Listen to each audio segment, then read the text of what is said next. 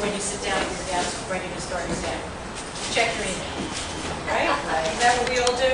Right. And even if we say, I know I have this important thing that A1 to do today, I'm just going to see if there's anything urgent in my email that anybody's waiting for an answer.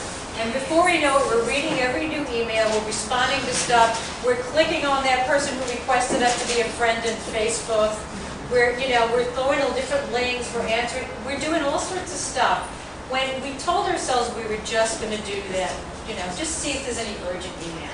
So don't even go to your email. If you have an important thing that you've been putting off, and you don't want to put it off any longer, before you even open your email for the day, sit down and get that thing done first thing.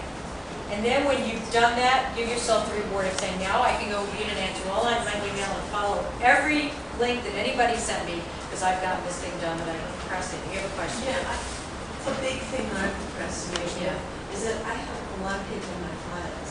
Right. Okay. I have to go through my files, get rid of some of that stuff so I can file some of the things that some of the files on my table. Yeah.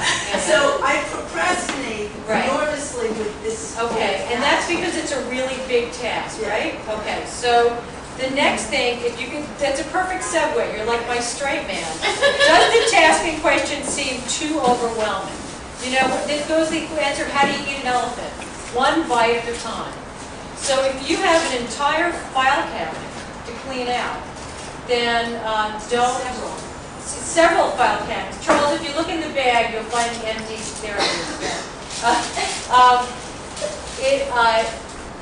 Then don't think, oh my God, it's going to take me 12 hours, I have to clean this out. Say to yourself, I have 15 minutes before I log on and do the first thing I always do every day, which is my email.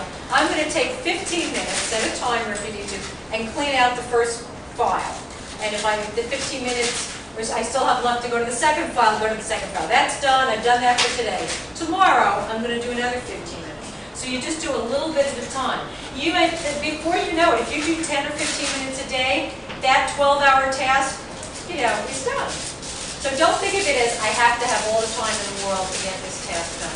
So going back to the procrastination, so if you feel like it's too big a task, divide it up into time periods, or split it down into something. I'll give you an example. Suppose that the task you want to accomplish is finish my college degree.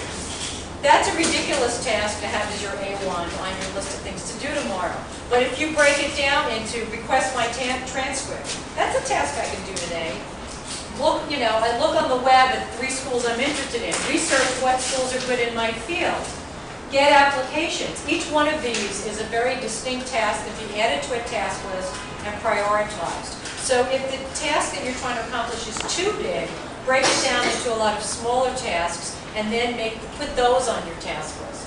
Another thing that might be getting in the way of why you procrastinate is you don't feel like you know enough to get this done. And this is especially if you've worked in a Fortune 500 corporation and you get assigned at something and you say, I don't know how to do this, I don't know what to do, and you put it off and put it off and put it off because you don't want to go back to your boss and say, I have no idea. So if you just tackle it and say, I'm going to write down all the things I don't know that I need to know to do this task.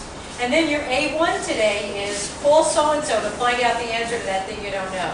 Call somebody else to find out the answer to that other thing. So break it down until you've filled in the knowledge gaps that you have so that then you are adequate to complete your task. The next one is an unpleasant task.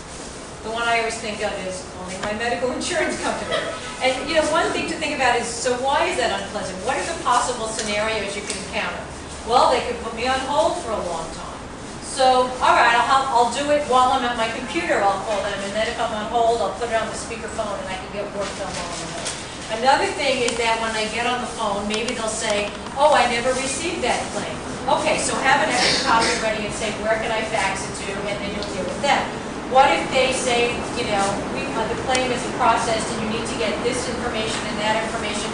Well, so come up with all the reasons why you don't like this task. Why is it unpleasant? What are all those situations? How are you going to deal with those if that happens while you're doing this task?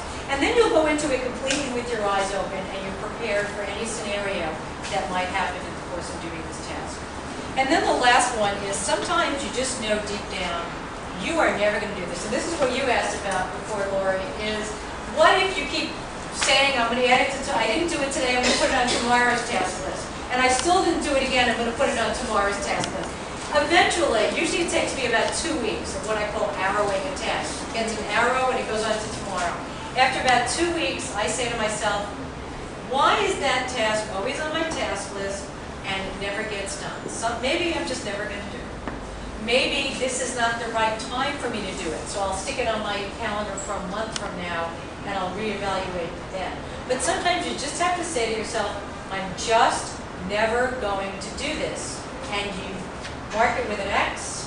Instead of checking it off, you X it, you stop writing it, and you get this tremendous sense of relief. But before you do that, you have to say, what are the consequences of me not doing it? If what you're putting off is filing your taxes, the consequences are you could go to jail. You know, am I willing to face the possibility of going to jail? Sure. I have nothing else planned for the next 8 years. Okay, then cross that off. But if it's something like, you know, call a person that you owe a phone call to, and you really don't like that person, and you really don't want to do it, and the sky won't fall in if you don't do it, it's done. It's off your list of things to do. You just have to be honest with yourself and own up to this is what the consequence.